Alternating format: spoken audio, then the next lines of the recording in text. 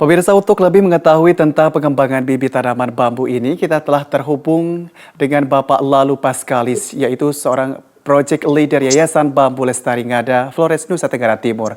Halo, selamat malam Pak Lalu. Selamat malam.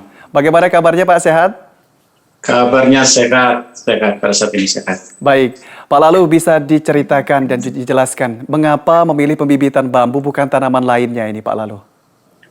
Baik, pertama terima kasih dan saya menyampaikan selamat malam untuk seluruh warga masyarakat di Indonesia, khususnya Kabupaten Ngada dan Nusa Tenggara Timur. Alasan mengapa memilih tanaman bambu. Bambu ini sebenarnya itu ditanam sekali saja sampai seumur hidup. Itu sekali kita menanam sampai seumur hidup. Kalau tanaman lain tentu kita menanam 35 tahun, kita panen, selesai. Tapi kalau bambu, sekali kita menanam sampai seumur hidup. Karena itu kami coba memilih itu. Yang kedua, sebenarnya bambu yang berada di Kabupaten Ngada ini adalah warisan nenek moyang yang sudah ditanam bertahun-tahun dan sudah lama. Karena itu kami coba memilih bahwa bambu sebenarnya ini adalah selain untuk kepentingan konservasi, juga untuk kepentingan ekonomi dan juga untuk kepentingan sosial. Ini yang menjadi latar pikir kami, mengapa kami mengembangkan bambu.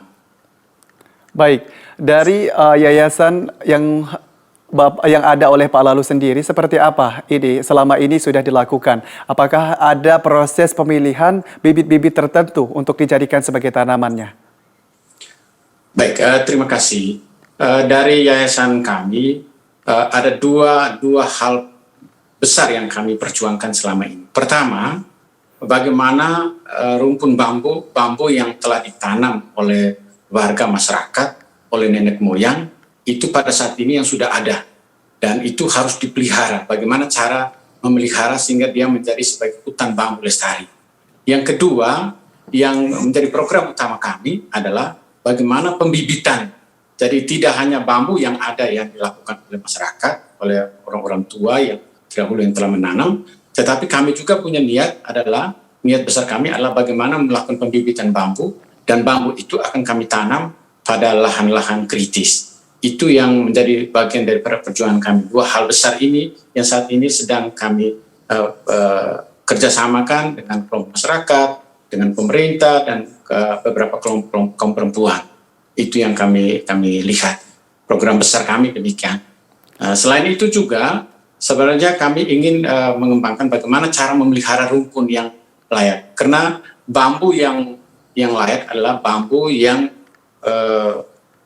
harus dipelihara secara baik, dan dalam satu rumpun dia harus sampai dengan 36 lonjor, kemudian bagaimana ditimbun, diperhatikan, maka dia akan menghasilkan banyak hal, baik secara ekologis, terutama di konservasi, maupun untuk ekonomi. Itu yang menjadi latar pikir kami. Baik, dan selama ini untuk proses pembibitan sendiri hingga siap tanam itu membutuhkan waktu berapa lama, Pak Lalu?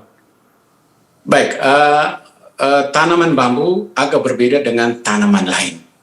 Tanaman bambu itu prosesnya pertama, kita mulai dengan proses pembibitan, dari pemilihan bibit, kemudian kita melakukan semai baik bambu, dan kemudian kita memasukkan dalam polybag, dan masa pemeliharaannya untuk awal saja itu hampir 1 tahun.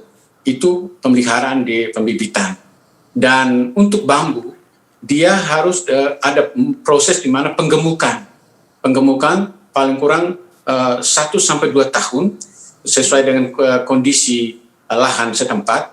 Kalau lahannya subur, pasti 1 tahun, 2 tahun proses penggemukan. Karena itu dia akan menghasilkan rimpang di bagian bawahnya, dan kemudian pada tahun ketiga baru kita pindahkan ke lahan kritis. Dan kami berkeyakinan apabila penggemukannya sudah sampai dengan paling kurang berat 15 kg ke atas, itu pasti di lahan kritis dia akan hidup. Itu kami berkeyakinan. Sehingga dari proses pembibitan, persiapan awal sampai dengan istilah kami di Yayasan Bambu disebut kepompong atau penggemukan, itu paling kurang sekitar 3 tahun. Kemudian baru kita bisa masuk ke tempat-tempat permanen yang kita tanam. Baik, Pak Lalu tadi sempat mengatakan bahwa ini ditanam di lahan-lahan kritis. Nah, sejauh ini seperti apa yang sudah dilakukan khususnya di daerah Ngada sendiri terkait dari Yayasan Bambu Lestari Ngada ini menanam bambu khususnya di lahan-lahan kritis, atau mungkin tempat-tempat ini sudah dirasakan sendiri oleh masyarakat dampak untuk positifnya, Pak Lalu. Baik, terima kasih. Pada saat ini kami sudah mulai dengan proses pembibitan. Proses pembibitan yang kita lakukan oleh yayasan. Dan pada tahun ini, tahun kemarin akhir Desember sampai dengan Januari ini, kita telah bekerja sama dengan ibu-ibu, paling kurang dalam waktu 2 bulan, ibu-ibu dapat menghasilkan 126.000 bibit oleh ibu-ibu dengan pola pembibitan namanya pembibitan keluarga. Ini hasil kerjasama dengan Dinas Kehutanan dan Lingkungan Hidup di Provinsi Nusa Tenggara Timur, ibu-ibu PKK, ini mereka lakukan. Kemudian pada saat ini sebenarnya pembelajaran yang didapatkan yaitu bagaimana yayasan ini mengajarkan atau memberikan edukasi kepada masyarakat tentang pemeliharaan, dan kemudian kita pindahkan ke lahan-lahan yang disebut dengan kepompong. Bahwa sampai dengan untuk menanam ke lahan permanen, kami belum bisa memulainya karena kami sekarang menyiapkan beberapa lokasi untuk kepompong, untuk penggemukan. Sehingga masyarakat melihat ternyata dampaknya bagi masyarakat pada saat ini adalah ketika mereka melakukan pembibitan, mereka mendapatkan biaya, ongkos, biaya kerja untuk mereka. 1 polybag 2.500. Dan ini diterima oleh ibu-ibu sebagai sumber pendapatan. Nah, ini bagian daripada yang sudah kami lakukan pada saat ini. Kemudian yang berikut, bahwa bagaimana memelihara rumpun bambu dengan pola hutan bambu lestari.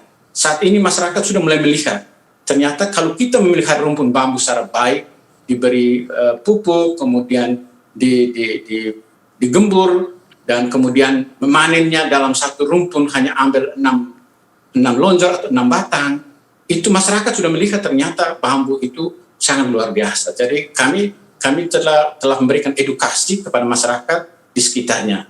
Itu yang kami lakukan selama ini. Dan ini masyarakat sudah mulai merasakan. Dan pada saat ini pembibitan kami, dan tahun 2021 ini kami telah ada bekerja sama dengan PKK Provinsi Nusa Tenggara Timur, Dinas Lingkungan Hidup dan Kehutanan Nusa Tenggara Timur, kemudian dengan bersama ibu-ibu di 7 kabupaten, mulai dari Kabupaten Manggarai Barat, Manggarai Timur, Ngada, Nagekeo, Ende, dan Sika. Kita akan mendorong ini supaya pembibitan dilakukan oleh ibu-ibu. Nah, dan mereka akan mendapatkan biaya yang karena mereka bekerja, tentu mereka mendapatkan sesuatu. Ini yang sudah mulai dirasakan oleh masyarakat. Baik, tentunya ini memiliki potensi yang menguntungkan bagi lingkungan maupun juga secara ekonomi, khususnya yang sudah dirasakan oleh ibu-ibu yang seperti Pak Lalu sampaikan tadi. Pak Lalu, terima kasih atas kesempatannya untuk berbincang malam hari ini. Semoga kita bisa berbincang lagi di lain kesempatan. Semoga sehat selalu dan khususnya kepada masyarakat Ngada, tetap semangat untuk menanam pohon bambu. Terima kasih. Selamat malam, Pak Lalu. Terima kasih. Saya bisa menyampaikan satu statement.